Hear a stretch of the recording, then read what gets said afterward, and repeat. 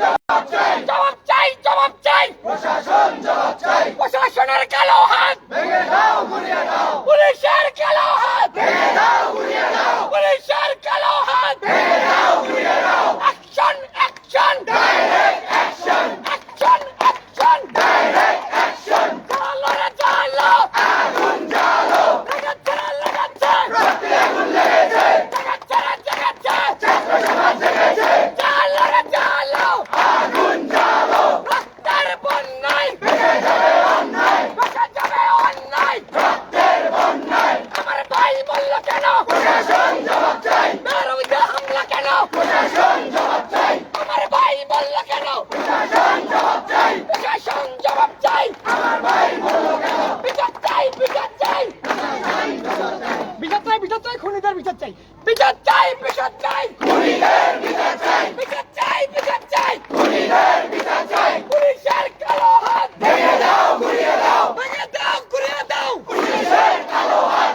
Action action direct action, চালো রে চালো আগুন জ্বালো, চালো রে চালো আগুন জ্বালো, লেগেছে লেগেছে রক্তে আগুন লেগেছে, জাগাচ্ছে রে জাগাচ্ছে ছাত্র সমাজ জেগেছে, আমার ভাই বলল কেন প্রশাসন জবাব চাই, আমার ভাই বলল কেন প্রশাসন জবাব চাই, আমার ভাই বলল কেন প্রশাসন জবাব চাই, খুনিদের বিচার চাই বিচার চাই বিচার চাই খুনিদের বিচার চাই, বিচার চাই বিচার চাই খুনিদের বিচার চাই, পুলিশের কালো হাত ভেঙে দাও গুড়িয়ে দাও, ভেঙে দাও ঘুরিয়ে দাও পুলিশের কালো হাত, আমার ভাই বলল কেন প্রশাসন জবাব চাই, চালো রে চালো আগুন জ্বালো, চালো রে চালো আগুন জ্বালো, action action direct action, action action direct action, বেরোবির action direct action, action action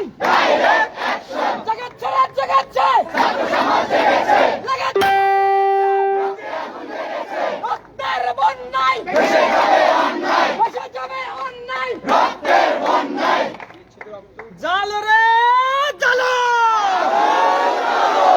জালো রে জালো আগুন জ্বালো, জালো রে জালো আগুন জ্বালো, চেয়েছিলাম অধিকার হয়ে গেলাম রাজাকার, চেয়েছিলাম অধিকার হয়ে গেলাম রাজাকার, তুমি কে আমি কে রাজাকার রাজাকার, তুমি কে আমি কে রাজাকার রাজাকার, কে বলেছে কে বলেছে স্বৈরাচার স্বৈরাচার, কে বলেছে কে বলেছে স্বৈরাচার স্বৈরাচার, আমার ভাই মরলো কেন প্রশাসন জবাব চাই, আমার ভাই মরলো কেন প্রশাসন জবাব চাই, সাইদ ভাইয়ের রক্ত বিদায় যেতে দেব না, সাইদ ভাইয়ের রক্ত বিদায় যেতে দেব না, জালো রে জালো আগুন জ্বালো, জালো রে জালো আগুন জ্বালো, action action direct action, action action direct action, চেয়েছিলাম অধিকার হয়ে গেলাম রাজাকার, জালো রে জালো আগুন জ্বালো,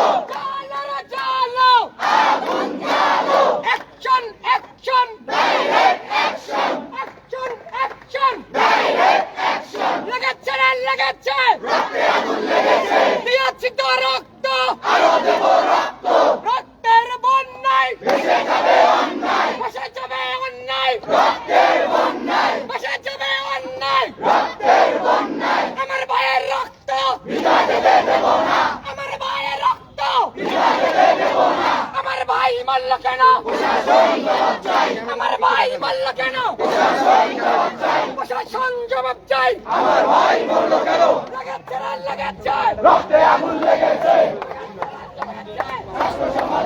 দর্শক আপনাদেরকে স্বাগত জানাচ্ছি ডিআরবি লাইভে। এই মুহূর্তে রয়েছে রংপুরের বেগম রোকেয়া বিশ্ববিদ্যালয়ের যে মূল ফটক রয়েছে, গেট, সেখানেই রয়েছি।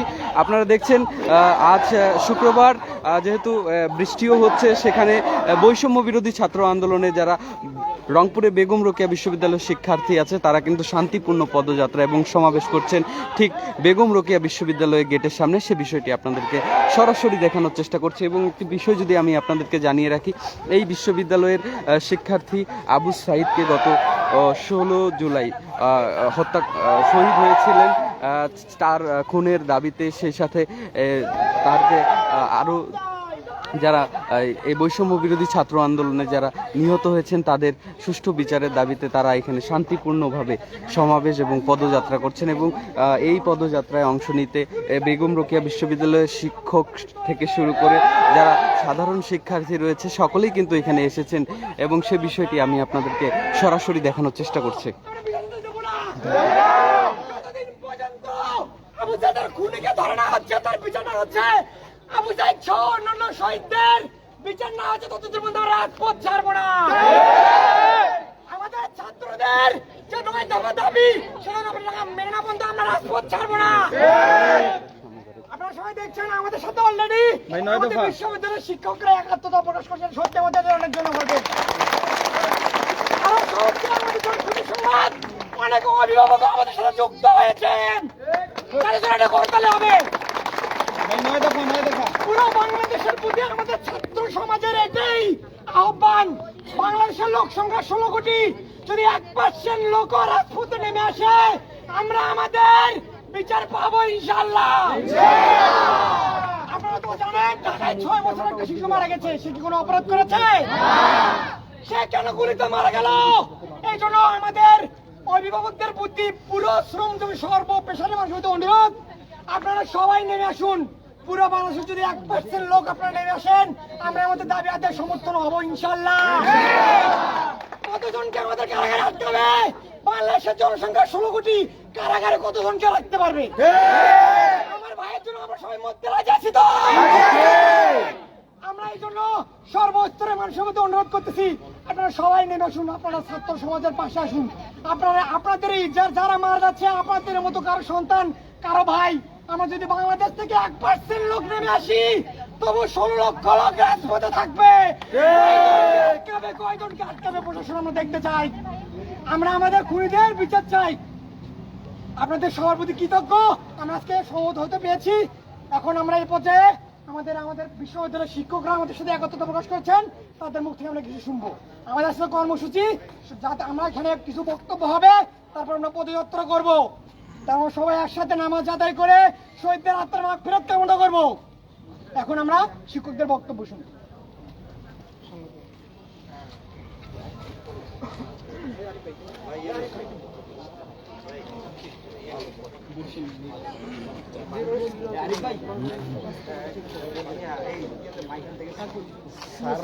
চিল্লায় তো বলতে পারবে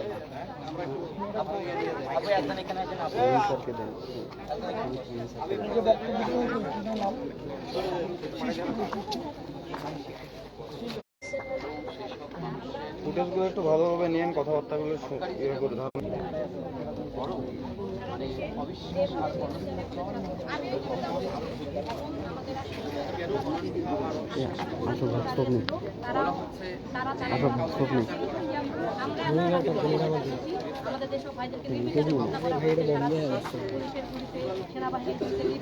আরে ওই ক্যামেরা তো ভিজে যাবে। এই ভাই একটু আজকে আপনাদের কর্মসূচি জানতে চাই, একটু বলবেন। আমাদের কর্মসূচি হচ্ছে রংপুর ছাত্র সমাজের তরফ থেকে আজকে আমরা শান্তিপূর্ণ সমাবেশ, পথযাত্রা এবং পথনাটক এর আয়োজন করা হয়েছে। তো একটু বৃষ্টি পড়ছে, সমস্যা নেই, আমরা দমিয়ে যাব না একটু বৃষ্টিতে। যেহেতু আপনারা সবাই জানেন যে আমাদের মৃত্যু ভাই আবু সাইদ, শহীদ আবু সাইদ, তার খুনি এখনো ঘুরে বেড়াচ্ছে। শুধু আবু সাইদ কেন, মীর মুগ্ধ, ছোট বাচ্চাটা, আরো শত শত ভাইয়ের খুনিরা আমাদের রাজপথে ঘুরে বেড়াচ্ছে, আমরা কিচ্ছু করতে পারছি না।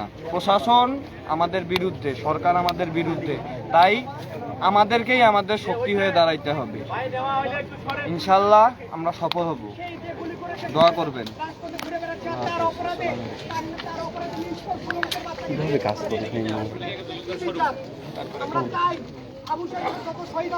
সকল শহীদদের যারা হত্যা করেছে তাদের বিচার চাই, সুষ্ঠু বিচার চাই, আমরা শাস্তি চাই। প্লাস আমাদের ক্যাম্পাস, আপনার জন্য অবাক হবেন, আমাদের ক্যাম্পাসে পরামর্শ পরিবেশ নাই, আমাদের ক্যাম্পাস আরো বাড়বে। আমাদের ছাত্রদের যে 9 দফা আমাদের লোকাল ব্র্যান্ড ভ্যালু বাড়তেছে। ভাই এই বাচ্চা কাচ্চা চ্যানেলগুলো তোমরা সরে যাও। এই যমুনা টিভি তুমি এখানে আসো, এখানে দেখো। আচ্ছা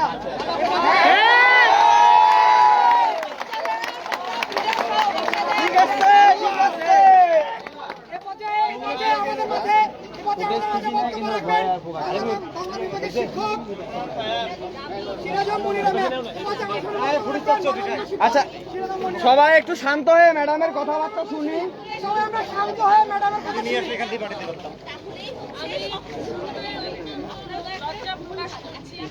যে আমরা শিক্ষার্থীদের এই দাবির সঙ্গে তাদের এই সংকটকালে অনেক দেরিতে আমরা উপস্থিত হয়েছি। আজকে যারা আমরা এই শিক্ষকরা এখানে এসেছি, তারা যদি 17 তারিখে আমরা দাঁড়াতে পারতাম তাহলে নিশ্চয়ই আবু সাঈদের ঘটতো না। আমি সেখানে অত্যন্ত লজ্জিত। এবং আমরা দেখেছি যে আবু সাঈদের হত্যার যে ভিডিও, যে গুলি করে হত্যা করা হয়েছে, সে সময়ে যাদেরকে আমরা হেলমেট পরিহিত অবস্থায় দেখেছি তাদেরকে কোনোভাবেই এই দায় থেকে নিষ্কৃতি দেওয়ার সুযোগ নেই। কোনো প্রকারের তালবাহনা, কোনো প্রকারের পরিকল্পনা, কোনো প্রকারের ইমেজ ড্যামেজ কন্ট্রোলিং করার কোনো ধরনের এখানে তালবাহনা চলবে না। স্পষ্ট জবাব চাই যে কার নির্দেশে এই গুলি চললো। প্রশাসনের নির্দেশ ব্যতীত এই গুলি চলতে পারে কিনা আমরা সেই জবাব চাই। আমরা সাঈদ হত্যার জবাব চাই। আমরা কার কাছে জবাব চাইবো কোনো কাব্যিক ভাষা এখানে আমাদের প্রয়োগ করার সুযোগ নেই। আমাদের খুব যৌক্তিকভাবে এই দাবিগুলো উপস্থাপন করতে হবে এবং খুব সুচিন্তিতভাবে কিছু ন্যারেটিভ তৈরি করা হচ্ছে যে 20 জন সহকর্মী সহ উপাচার্যের ভবনে যে অগ্নিসংযোগ করা হয়েছে, পুড়িয়ে ফেলার চেষ্টা করা হয়েছে। আমি এখানে আমার শ্রদ্ধেয় শিক্ষকরা উপস্থিত আছেন। আপনারা জানেন যে আমি এই বিশ্ববিদ্যালয়ের শিক্ষার্থী। এই বিশ্ববিদ্যালয়ের সকল আন্দোলন সংগ্রামের আমি আমার নিজের চোখে দেখেছি। অনেক আন্দোলন সংগ্রামে আমরা দেখেছি। আমরা জানি যে বিশ্ববিদ্যালয়ের দ্বিতীয় উপাচার্য যিনি ছিলেন ডক্টর আব্দুল জলিল মিয়া, তার দুর্নীতি বিরোধী যে আন্দোলন, সেই আন্দোলনের নেতৃত্ব দিয়েছিলেন আমাদের Sunil sir, Atul sir, Farooq sir, Shahin স্যারেরা। আমরা সে সময়ও দেখেছি যে উপাচার্যের বাসভবনে সিন্ডিকেট মিটিং চলা অবস্থায় উপাচার্যের বাসভবনে হামলা হয়েছে, ভাঙচুর হয়েছে, তারাও আতঙ্কিত হয়েছেন। এই ঘটনায় আমরা দেখতে পেলাম যে উপাচার্যের বাসভবনে প্রেক্ষাপট আলাদা হলেও দৃশ্যগুলো কোথায় কোথায় যেন মিলে যায়।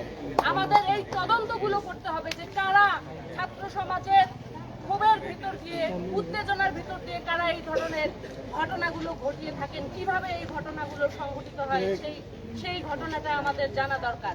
আর একজন শিক্ষক কখনোই হেলমেট পরতে পারেন না, কখনোই। মানেই হচ্ছে ছাত্র এবং শিক্ষকের মুখোমুখি অবস্থা তৈরি করিয়ে দেয়া। কখনোই আমরা যে আজকে এক কাতারে এসে দাঁড়িয়েছি, আমাদের মাথায় হেলমেট নেই, কোনো শিক্ষক কখনোই কোনো পরিস্থিতিতে হেলমেট পরতে পারেন না। আমি আবেদন জানাবো সকল শিক্ষকদের যে তারা যেন ঢাল হয়ে শিক্ষার্থীদের নিরাপত্তা প্রদানের ক্ষেত্রে ভূমিকা রাখেন। আমরা যদি আমাদের শিক্ষার্থীদের নিরাপত্তার জন্য ঢাল স্বরূপ দাঁড়াতে পারি, তাহলে আমরা আজকের এই অরাজক পরিস্থিতি যেভাবে সৃষ্টি হয়েছে, সেই অরাজক পরিস্থিতি আমাদেরকেই নিরসন করতে হবে। আমরা যদি শিক্ষার্থীদের পাশে দাঁড়াই, আমরা যদি শিক্ষার পরিবেশ আজকে নেই, আজকে ছাত্রদের ক্যাম্পাসে ফেরার পরিবেশ নেই, হলে ফেরার পরিবেশ নেই, মেসে ফেরার পরিবেশ নেই, যদি পরিবেশ তৈরি না হয় আমরা ক্লাসে গিয়ে কাদেরকে পড়াবো?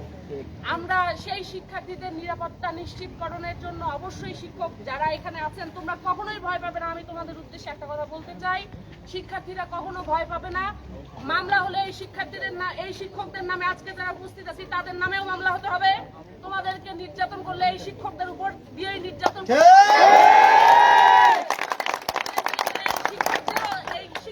দায়িত্ব জেলে গিয়ে বসে থাকা, তোমাদের মুক্তি না হওয়া পর্যন্ত। শিক্ষার্থীরা অনেক জায়গায় ক্ষোভ প্রকাশ করছেন, শিক্ষকদের উপর আস্থা হারিয়ে ফেলেছেন, বিশ্ববিদ্যালয়ের অপরিণীয় ক্ষতি হয়েছে। যে ক্ষতিটা হচ্ছে শিক্ষক এবং শিক্ষার্থীদের ভিতরে সম্পর্কের অবনমন হয়েছে। আমরা সেই জায়গাটা দেরিতে হলেও কিছুটা পূরণের সমর্থ হয়েছি এবং আমরা আজকে থেকে তোমাদের সাথে একাত্মতা পোষণ করছি এবং এই সম্পর্কটা যেন আমাদের শিক্ষক ছাত্ররা সম্মিলিতভাবে একসাথে থাকতে হবে এবং আমি শিক্ষকদের উদ্দেশ্যে বলবো যে আমাদের দূরত্ব তৈরি হয়েছে, সেই দূরত্ব নিরসনে ছাত্রদের সব সময় আমাদের ঢাল হয়ে থাকতে হবে, যেন আমার আর একটি ছাত্র নির্যাতনের শিকার না হয়, অযাচিত হত্যার শিকার না হয়, অযাচিত হয়রানি গোটা বাংলাদেশের বরিশালে, খুলনায়, ঢাকায়, সিলেটে, চট্টগ্রামে আমার যে সন্তানেরা, আমার যে ছাত্ররা, আমার যে ছাত্রীরা নির্যাতিত হচ্ছে, নিপীড়িত হচ্ছে, সেই নিপীড়ন এক্ষুনি বন্ধ করতে হবে। ওরা কোনো অযাচিত অযৌক্তিক দাবি নিয়ে নামেনি, তাদের দাবি খুবই সামান্য কিছু দাবি ছিল। সেই দাবিগুলোকে যদি আমরা ঠান্ডা মাথায় বসে পূরণ করার চেষ্টা করতাম, তাহলে আজকে এই অরাজক পরিস্থিতি কখনোই তৈরি হতো না। আপনাদেরকে একটা কথা বলে রাখি, মেকিয়াভেলির নাম আপনারা অনেকেই শুনেছেন। তার একটা প্রিন্স হচ্ছে উল্লেখযোগ্য গ্রন্থ। আধুনিক যুগে রাষ্ট্র কিভাবে পরিচালনা করতে হয় এই সম্পর্কে মেকিয়াভেলি প্রিন্সকে উপদেশ দিচ্ছিলেন যে আমার অধীনস্থ প্রজা সাধারণকে নিয়ন্ত্রণে রাখতে হলে দুই ধরনের পদ্ধতি প্রয়োগ করতে হয়। এক, ভালোবাসা দিয়ে তাদের সম্মতি উৎপাদন। যদি ভালোবাসায় জনগণ না শোনে তাহলে তার সাথে জোর আরোপ করা। এই যে জোর আরোপ করায় ভালোবাসা না পেয়ে নিজের মতের পক্ষে মত আনতে গিয়ে যে জোরারোপ করা হয়, সেই জোরারোপের সঙ্গে তৈরি হয় ঘৃণা। এই যে পৃথিবীতে বাংলাদেশে সবকিছু আমি করেছি এই কথা এই জেনারেশন আর নিচ্ছে না। ঘৃণার তৈরি হয়েছে, সেই ঘৃণার বহিঃপ্রকাশ এবং ভয়ঙ্কর অবস্থা আমরা লক্ষ্য করছি। এটা শুধু রাষ্ট্রীয় পর্যায়েও নয়, ব্যক্তি জীবনেও যারা আমির চর্চা করেন, আমি তাদেরকে আহ্বান জানাবো সেই আমিত্বের জায়গা থেকে আমরাই নেমে আসুন। আমরা করেছি এই দেশের সামান্য উন্নতি হলেও সেখানে আমার বাবার টাকার, আমার শ্রমিকের টাকার, আমার শিক্ষকের টাকার, রিক্সাওয়ালার টাকার সকলের অংশগ্রহণ রয়েছে। সেই অংশগ্রহণকে স্বীকার করতে হবে। রাষ্ট্রীয় সম্পত্তির যে ধরনের ক্ষয়ক্ষতি হয়েছে, সেই ক্ষয়ক্ষতি অপূরণীয়, সেটা আমাদের অংশের টাকারই ক্ষয়ক্ষতি হয়েছে। এই জন্য আমি বলবো যে আমি করেছি এইটা শুধু রাষ্ট্রীয় পর্যায়ে নয়, আমরা যারা বিভিন্ন জায়গায় আমরা এটা প্রদর্শন করার চেষ্টা করি, সেই জায়গা থেকে সরে আসতে হবে। যে কোনো শিক্ষক শিক্ষার্থীর নিপীড়নের বিরুদ্ধে দাঁড়াতে শুধু একজন নয়, দলবদ্ধ হয়ে যদি আমরা গোষ্ঠীবদ্ধ হয়ে শিক্ষক সমাজ না নামতে পারি, একজন বা দুজন শিক্ষক এখানে কিছুই করতে পারবে না। আমরা জানি বর্তমান সমাজ, সময় এবং যে বাস্তবতা, মিডিয়ার যে বাস্তবতা, এইসব কারণে শামসুজ্জোহার মতো শিক্ষক হওয়া এখন অনেক টাফ। কিন্তু আমরা শামসুজ্জোহার না হতে পারলেও আমরা যেন সংগঠিত হয়ে, গোষ্ঠীবদ্ধ হয়ে আমাদের ছাত্রদের নিরাপত্তা দিতে পারি।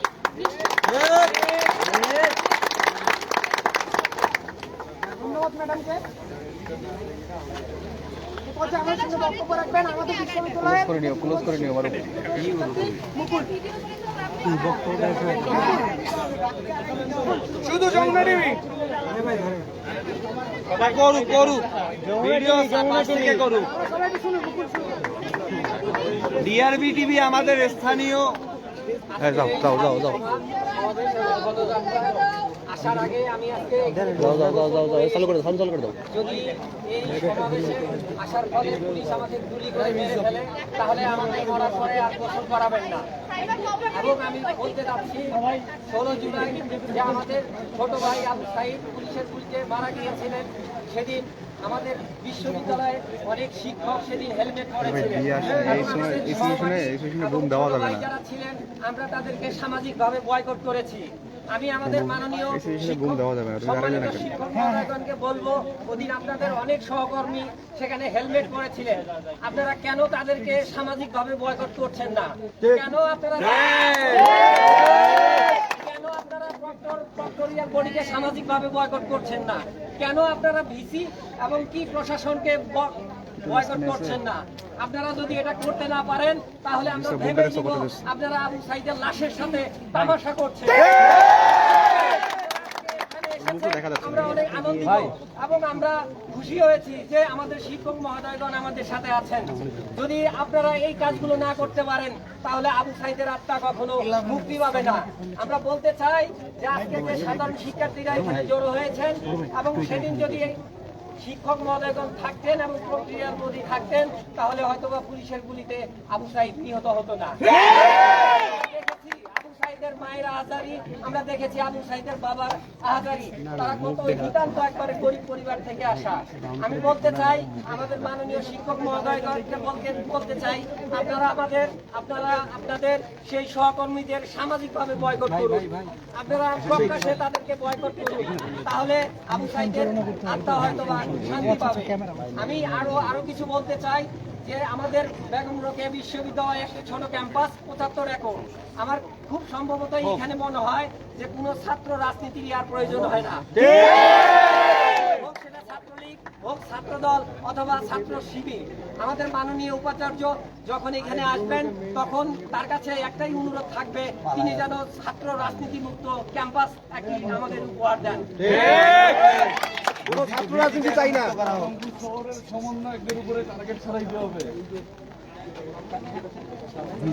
আমাদের কোন করে না তো আগে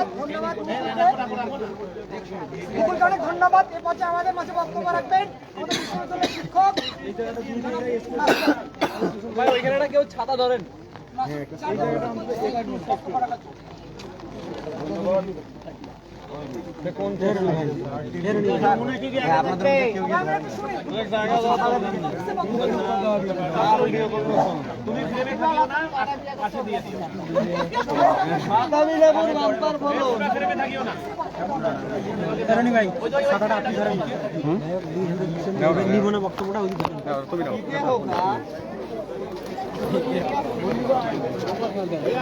কেউ দেয়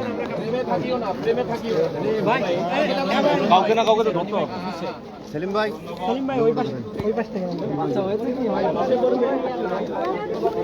একে একে একে ভাই ওদেরকে বলতে দেন, সবাই সবকিছু জানে। আজকের এই বর্তমান মিডিয়ার যুগে আমরা হয়তো 5 দিন অন্ধকারে ছিলাম, এই 5 দিনের বাইরে এই বাংলাদেশের সবাই সবকিছু জানে কোথায় কি ঘটছে। এবং আমরা শিক্ষকরা হয়তো আমাদের গার্ডিয়ানরা হয়তো আগে ভাবতো যে এই জেনারেশনের মানুষজন হয়তো এত কিছু বোঝে না, কিন্তু আমি অবাক বিস্ময়ে তাকিয়ে দেখেছি যে আমাদের এই যে তরুণ প্রজন্ম যারা আগামীতে এই দেশকে নেতৃত্ব দিবে তারা আসলেই অনেক স্মার্ট।